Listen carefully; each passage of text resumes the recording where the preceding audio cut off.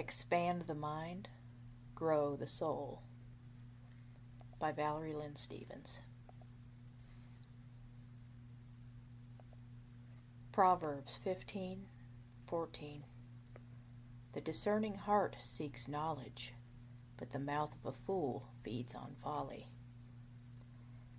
Psalm 51:6. Surely you desire integrity in the inner self, and you teach me wisdom deep within. A lot of people in the Christian community seem to think that they can behave in harmful ways towards others and still claim to be spiritually mature. However, the truth is that we cannot neglect our intellectual, social, and emotional growth at the cost of our spiritual growth.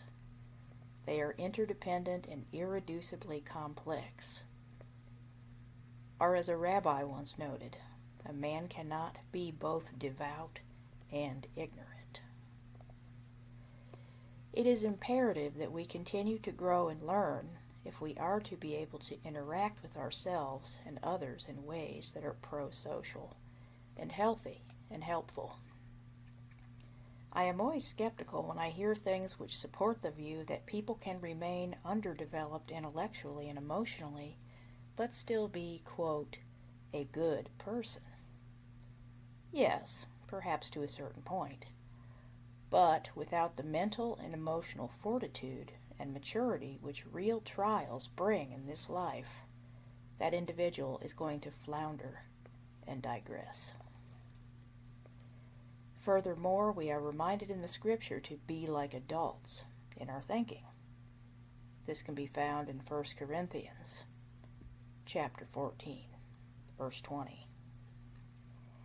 Furthermore, Proverbs 18:15 says, the heart of the discerning acquires knowledge, for the ears of the wise seek it out. Below are some Bible verses which bear the burden of scriptural precedent relating to the imperative of intellectual development. 8 Bible verses about intellectual knowledge, most relevant verses. Proverbs 1:4.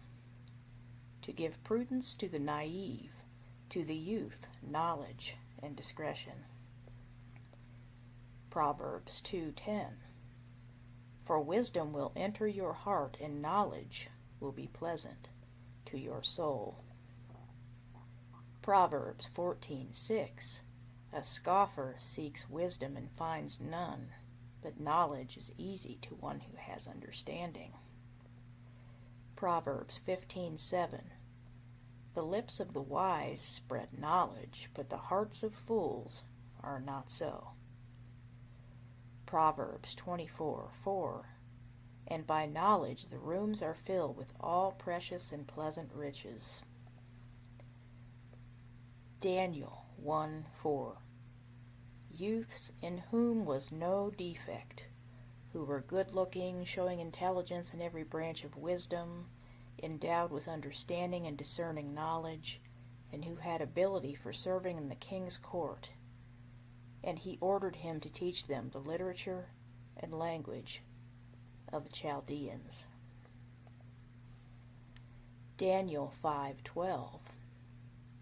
This was because an extraordinary spirit, knowledge and insight, interpretation of dreams, explanation of enigmas, and solving of difficult problems were found in this Daniel, whom the king named Belteshazzar. Let Daniel now be summoned, and he will declare the interpretation. Daniel 12:4.